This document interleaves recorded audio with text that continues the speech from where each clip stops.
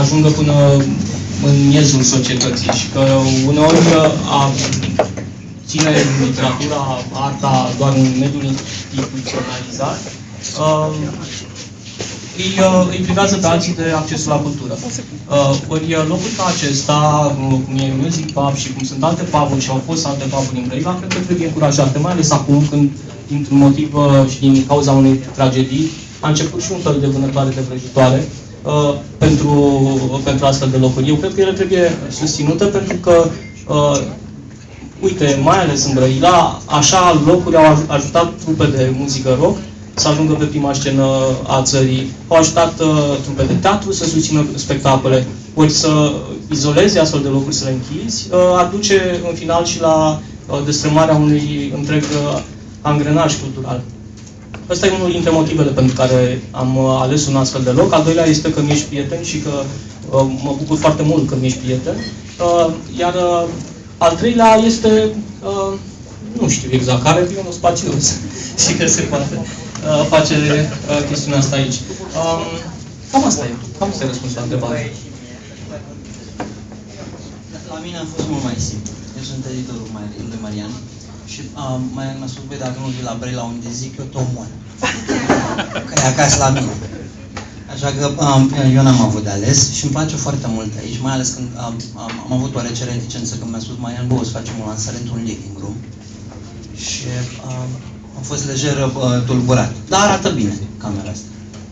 Și mă bucur tare mult că ați venit și că sunteți alături de noi. De Marian mai degrabă, că pe mine nu mă cunoașteți. Dar Marian cred că merită. Toată această activitate, așa cum spunești tu, Marian, se reduce până la urmă la un act de cultură. Este foarte clar dovedit prin numărul cunoscuților, prietenilor care au venit în această seară că sunt mulți oameni care te susțin. Sunt mulți oameni care au încredere în tine și sunt la fel de mulți cei care cunosc faptul că nu aici este limita ta și va fi undeva mult mai sus. Aveam o întrebare referitor la scrierile tale. Eu te-am cunoscut ca ziarist, un ziarist foarte apreciat. Ulterior te-am cunoscut și ca scriitor, un scriitor foarte bun. Ulterior ai ajuns să-mi fii prieten. Personajele cărților tale sunt de cele mai multe ori copii, iar acțiunea se învârte în jurul acestor copii. Am un alt scriitor foarte îndrăgit, Stephen King, care, de altfel, mai mult decât apreciat, ecranizat și așa mai departe, care folosește același gen de personaje în literatura cu aceeași tentă, fantasy. Crezi că există vreo influență din direcția lui? Tema copilăriei cred că îi frământă pe majoritatea scriitorilor într-o formă sau alta. Și recunosc că e una dintre temele mele preferate. E adevărat, foarte multe personaje pe care le am în scrierile mele sunt copii. De asemenea, e adevărat că Stephen King este unul dintre scriitorii pe care i-am îndrăgit foarte mult în adolescență și chiar și acum îmi place foarte mult. Are, până la urmă, eu regele horrorului în lume, iar textele mele sunt impregnate cu complet horror sau întunecate și probabil că un anumit tip de influență există, dar fiecare carte citită, până la urmă, pe oricare scriitor îl influențează. Aș vrea, dacă îmi permit, să vorbesc un pic despre Hailanul Fluviul Șoaptelor, cartea pe care am adus-o în seara asta aici, la care am lucrat vreme de 3 ani, 3 ani și ceva, și care a început dintr-un fel de joacă, deși nu e chiar joacă. Eu pe Mihai Ionașcu, domnul acesta bărbos de lângă mine, l-am cunoscut pe Facebook. că toată lumea zice, băi, Facebook e o chestie care îți ia mințile, stai acolo conectat, pierzi, nu mai știi să trăiești. Nu, uite, pe Mihai l-am cunoscut pe Facebook și ne-am trezit că suntem, după ce am tot stat de vorbă, ne-am dat seama că amândoi ne-am născut în Mangalia și că mai sunt alte lucruri care ne leagă, inclusiv pasiunea pentru benzi desenate, pentru literatură science fiction, pentru ficțiune în general.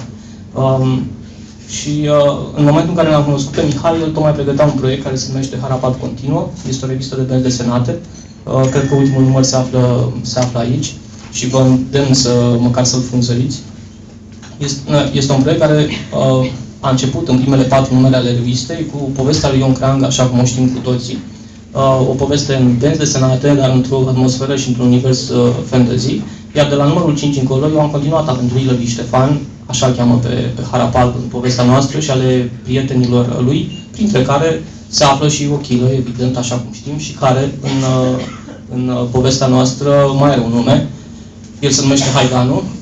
Este un tip cu un singur ochi, așa cum îl știm și de la Ion Creangă, doar că am transformat toată acea lume de bază într-o lume întunecată, mai puțin de poveste. Sper să vă bucurați într-un de ea sau măcar să vă sperie un pic, să vă da câteva frisoane, pentru că, într-un fel sau altul, deși transformată și hârcăită și urâtă și încruntată, lumea de aici este, într-o formă sau alta, și lumea noastră, cea în care trăim. Am un personaj în carte, un personaj colectiv care se numește Armata Copiilor, Armata Orfanilor, o armată de copii cu foarte multe accente horror, dar nu este departe de ceea ce se întâmplă în momentul de față în Orientul Mijlociu, acolo unde armate întregi de copii sunt antrenate în tot felul de tabere ale teroriștilor și sunt transformate în carne de tun. Dincolo de povestea fantasy, horror fantasy, dark fantasy, de care sper să vă bucurați în această carte, în subsolul ei se află un plan ceva mai profund care vorbește și despre sentimente, de dorințe, de probleme ale lumii și ale oamenilor care trăiesc în lumea actuală. Sper cumva că v-am făcut măcar curioși dacă nu v-am convins de tot să citiți cartea asta. Cătălin, cam asta e despre carte, sau rog, un pic despre carte. Un pic despre carte, pentru că mai urmează. Am înțeles, și cred că am înțeles bine, Haiganu este o trilogie, iar Fluviul Șaptelor este prima parte a acestei trilogii.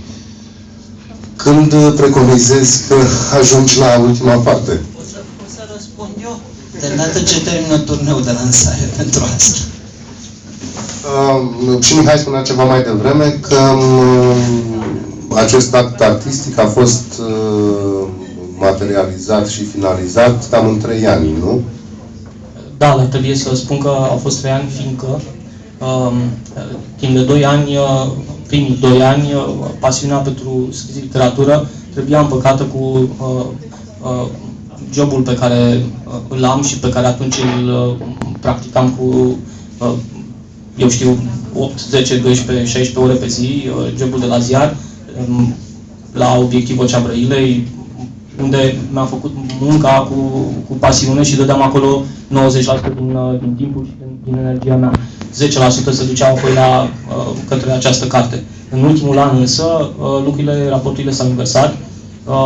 Am continuat să colaborez cu ziarul Obiectiv, însă 90% din energie și din timpul meu s-a dus către carte și către scenariile de bandă desenată, adică către împlinirea unui vis pe care îl aveam de când eram adolescent, acela de a trăi din scris literatură.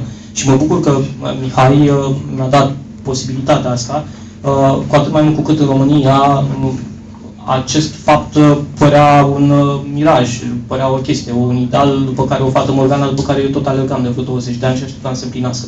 Și deodată a făcut Mihai așa, tantam, cu eforturi foarte mari, sunt convins, dar a apărut ca pomnit din degete și bostanul s-a transformat într-o caleașcă în care am urcat la o cenușăreasă. Da, și de asta îi mulțumesc foarte mult lui Mihai și de asta și pentru că a făcut lucruri minunate în privința benzii desenate. El a reintrodus în România un gen care părea dispărut, un gen pentru care nu mai părea că nu mai sunt cititori și nici artiști, o chestiune care se zbătea în underground, banda desenată și a readus-o acolo unde este locul. Exact aici vreau